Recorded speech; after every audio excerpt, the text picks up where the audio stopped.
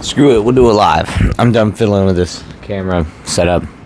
Anyway, what's up, chat? It's your boy, Local HJ, aka Max, back at it again with another ramble video.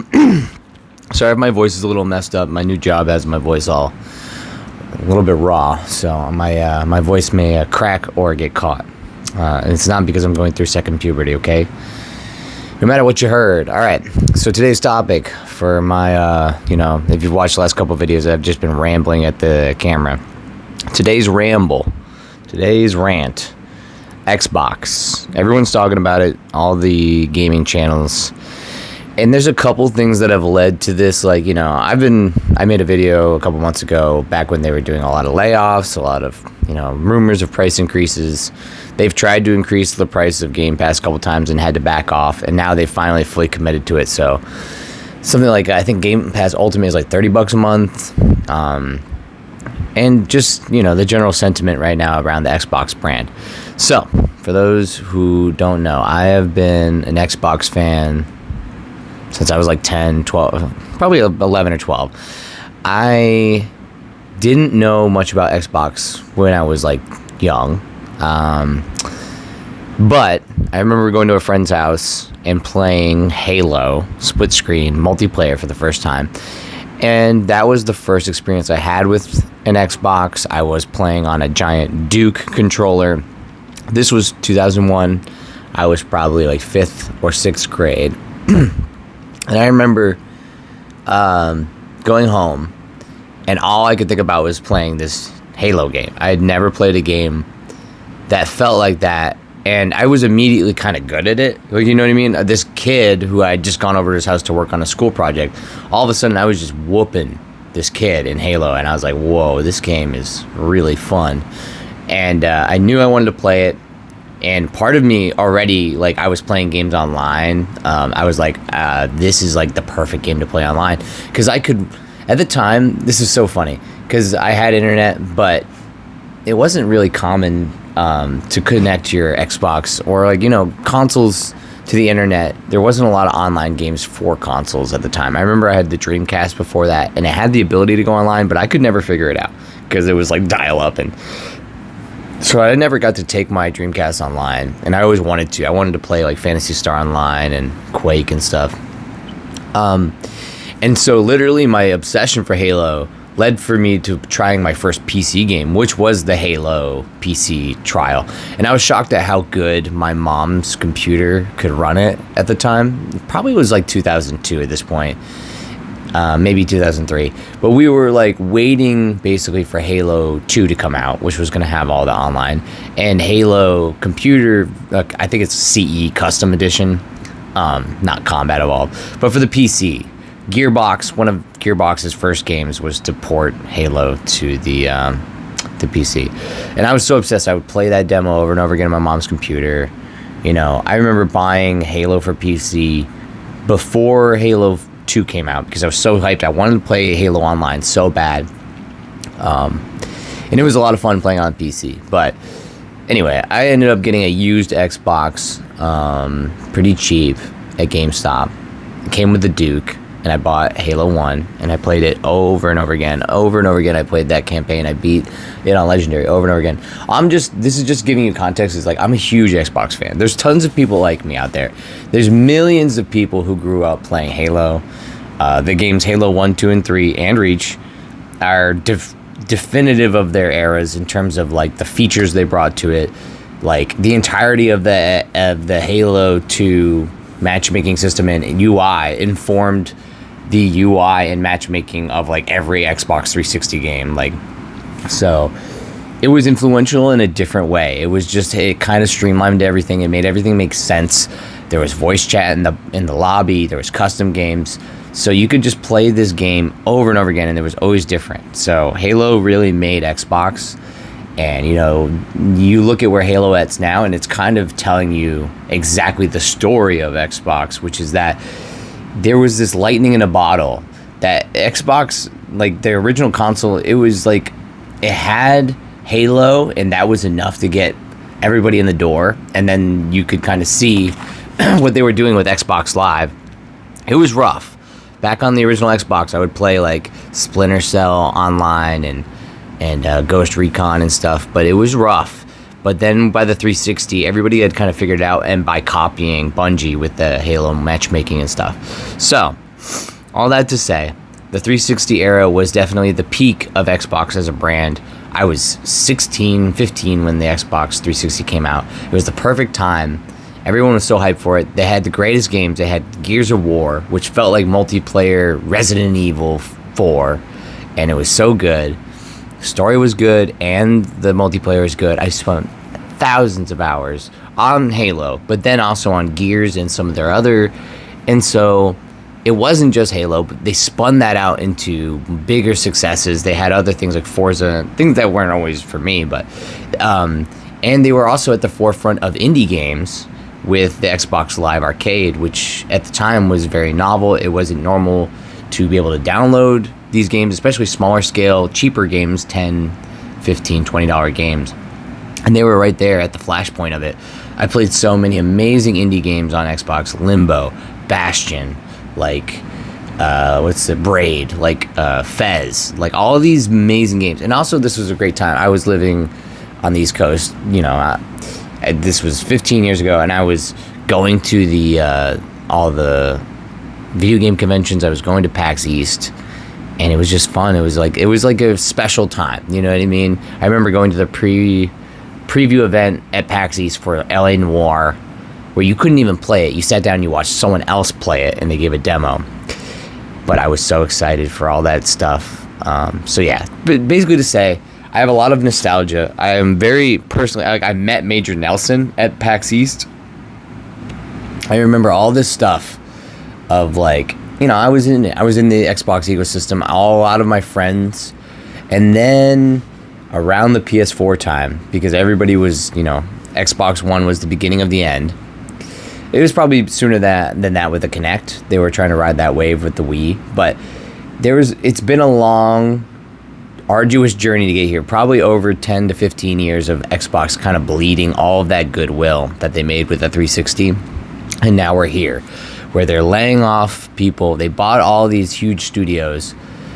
They bought like Call of Duty, but they still have to put it on PlayStation. So they're starting to become more of a publisher than, a console manufacturer. They're de-emphasizing the hardware. They're saying, oh, get Game Pass on your phone, get Game Pass on Steam Deck or whatever it is. They're advertising that you can play all this stuff. You don't need an Xbox to play Xbox. And I do think this is a huge mistake. You look at what Sony's at right now. Like, I go to my work and we have a bunch of different offices, and every office has a PlayStation. They just automatically, without thinking, to give their employees like something nice, they buy them a PlayStation, and everybody's in there playing it. One of the offices has a Switch. Nobody even thinks about buying an Xbox for the office. You know what I mean? So that kind of thing, it's that cachet that they're missing. There's no game. Like, when I walk in the office, someone might be playing Spider-Man, or, you know what I mean? Ghost of Yote just came out. That's what I mean, is like, you have to be real, and the cultural zeitgeist is just moved past Xbox, and they just don't have any of these games that, when you think of PlayStation, you immediately think of, like, Spider-Man. You immediately think of Ghosts of Tsushima. You immediately think of God of War. You think of Last of Us. You think of these prestige story mode titles that are fun. You buy them and they will last you forever, because you can always go back and enjoy that game. Nintendo, I hate I'm not a fan of all three of them, but I personally really am annoyed with the current state of Nintendo. This video is not about them, but at the very least, the quality of the work they usually put out, at least for their new games, I'm gonna put a caveat on that, asterisk, at least on their new games, not on their re-releases of old crap that they're upcharging, but on their new games like Donkey Kong Bonanza. Everyone was like, oh, this game's phenomenal. You know what I mean? And so those games justify the platform existing. You look at the sales chart, Donkey Kong Bonanza, boom, top. It is a system seller. People are buying a Switch 2 to play this game. Less so Mario Kart World, but this is not about Nintendo. So, but the point is that you look at other hardware makers, and they're supporting the hardware with top tier software that justifies purchasing it. And I'm frustrated. Like, the price of Xbox has gone up. It's like $650 or something. My Xbox disc drive, I complain about this all the time, broke. And then they wanted to charge me $300 to get a new one, when the console itself in 2020 cost me $500. So I've had this thing 5 years, going on 6, and the disc drive doesn't work. And I use this as my 4K Blu-ray player. Now I've had to invest in a separate 4K Blu-ray player with a really clunky. The interfaces are never good. That's kind of why I like having a console as the media thing. Is it's got enough horsepower in it that it's not a clunky Roku streaming stick, Google Plus, whatever, or what do you know what I mean? You know what I'm saying. I'm just sick of it. The hardware's getting cheaper and falling apart. It feels like intentionally. Like, I don't know. I'm just so jaded with the current state of Xbox. There's just this big company that I already am not a fan of, Microsoft, that feels too big to fail, quote unquote. They were able to throw billions and billions of dollars in the hole to make Xbox relevant, and they still have failed. They have failed in such a big way. They have mismanaged all of their studios, all of their properties. It just feels like I am not a CEO. I am not a marketing guy. I am none of these things, but I am a consumer, and I can see, like, if you put me in charge, I would put people in charge of Halo that give a crap. I would go hire the Splitgate team. I mean, I know there was their own controversies there, but they at least understand what makes a Halo game fun, right? The multiplayer of Splitgate is excellent. So, fuck it. Go hire an outside dev. Don't just buy all these studios. Make a collaboration. Look at, like, Helldivers. Look at these things that Sony are doing. Look at, Sonic Mania, one of the greatest games ever made. And it was made by a fan because Sega realized, oh snap, this fan really understands Sonic, and they make a great Sonic game. So that's what's frustrating to me, is that they won't let these people who probably very deeply want to make a beautiful Halo game, they want to make a great Gears of War game, they just don't get those people, and instead they just throw people, they buy studios up, they gobble them up, they throw them into a machine, and look at, like, Double Fine. And, like, everybody's so scared of, like, are they just gonna rip Double Fine apart for the IPs and stuff? And it's like that kind of stuff. It's very real because not Nintendo, Microsoft has already done this. Like, if you look at the past, look at the Ensemble Studios. They bought Ensemble. Is it Age of Empires or one of they made strategy game, RTS games. They bought them, made them make Halo Wars 1. Killed them when Halo Wars 1 was not a great hit. So they killed the studio, and they still sell those games. It's just like, you know what I mean? They gobble them up for their IP, and they destroy the studio. And, like, I think right now they're talking about they're making there's a leak of a Prototype remake. I love the Prototype games. That's from that 360 era I was talking about. I love superhero games. I love games like that where you have free roaming, city, parkour stuff.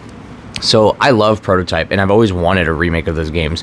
And Microsoft seems to be doing that with Activision after their purchase. So, Prototype.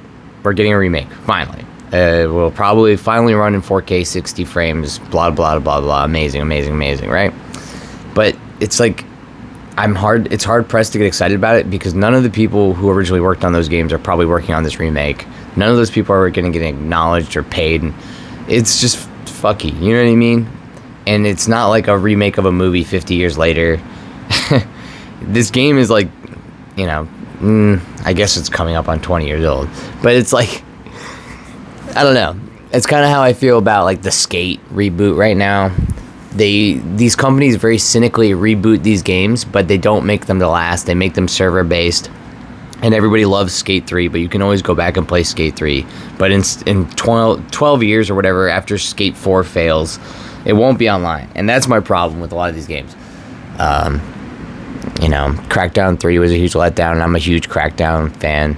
It's just frustrating to me as a fan of Xbox and all the IPs I know they have, and you hear them canceling Perfect Dark after hyping it up for years. It's just, they're making misstep after misstep. They canceled that Scalebound game. It's just stuff that, even if it wouldn't have sold well in the moment, it would have done so much goodwill towards the community. And I think that's what they're missing, is they don't have that goodwill. It doesn't feel like they're bringing anything to the table. They used to bring innovation to the table with the 360. So many things were new and exciting, and you felt like you needed a 360 to be experiencing it all, and that's just not the case at all with Xbox anymore. It's just a media box, and even that it's not even good at. They shut down the media store, the digital library. So, and part of all this conversation is like they delisted all the console hardware from Costco's website. So Costco seems like they're not going to sell Xbox at all anymore. And then just the other day, I'm in Walmart and I walk down the aisle. There are 5 shelves for Nintendo. There are 3 shelves for PlayStation, right? And PlayStation is front and center. So PlayStation, you walk in, 3 shelves on either side. All consoles and games here, all accessories here. Then you step forward. 5 shelves behind the glass, all Nintendo. You look to the side, all Nintendo things. It's full of Switch lights and Switches, and I may have even seen a Switch 2 in there. And then you walk down 1 shelf for Microsoft's Xbox, and it is barren. There's like a console in there. There's like 6, maybe 12 physical games. And they just, none of it is exciting. You look at the cheap rack where it's like 10 or $20 cheapo games, right? They're not behind the glass. You can just grab them and go. It's all Switch games. It's all PlayStation games. There's no Xbox game. There was like, I think, 1 copy of Red Dead Redemption for the Xbox One. It was Red Dead Redemption 2 for Xbox One. And so, this is where we're at, gentlemen. Ladies, everybody. I used to love, my name is Max. I used to love Xbox as a brand. Every day, when new Xbox hardware came out, I would buy it right away. I remember being so broke when the Xbox One came out and everyone was so negative about it, and I still bought it. I walked into Best Buy, I saw it, I had $500 in my account, and I bought the Xbox One with the Kinect because I was that loyal. Even though it was a month after launch, and I really wanted the limited edition, like day 1 edition, but I couldn't afford it. I had to wait a month. I still bought it. And I played Titanfall like it was the best game ever. And it was kind of. That's the thing, is there's nostalgia to be had through all the eras, even the crappy eras of Xbox. They were doing a little bit of stuff good. Right now, they're not doing anything good, and it's so frustrating. It's so hurtful as a fan who's invested so much. My Xbox account has like 500 games on it.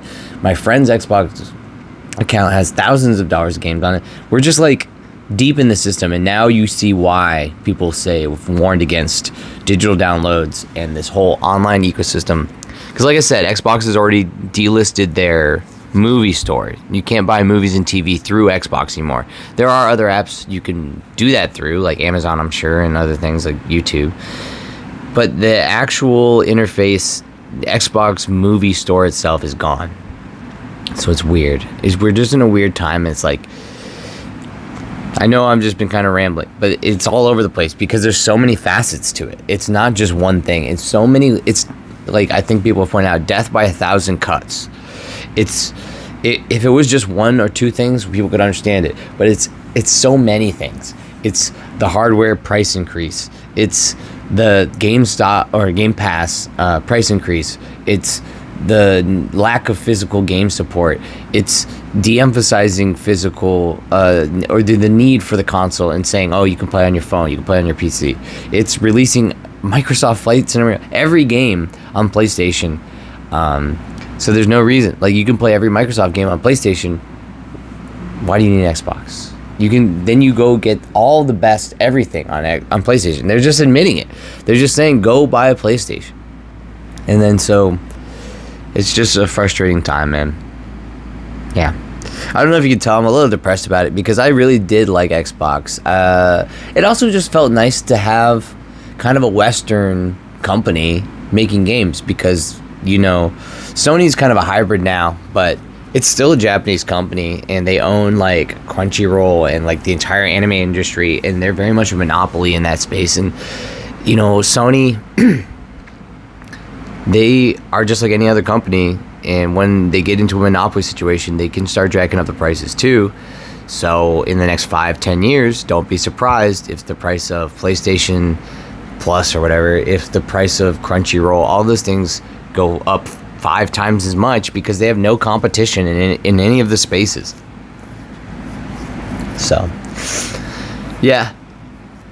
All of my rants kind of end in the same place, which is an anti-digital, like, we need to go back to physical media and, stuff like that. And it's frustrating because my Xbox just can't even play physical media right now. So I remember I got a really cheap copy of Armored Core 5 from Best Buy, and I stuck it in my Xbox, and that's when I realized, oh, my Xbox disc tray does not work anymore. So that ruined my day. I probably just need to open it up and, like, clean it out. It's out of warranty anyway, so there's no need to pretend like I care. Anyway, chat, that's kind of where we're at. Sorry, my voice is cracking again. But yeah, I loved Xbox, and it did not love me back.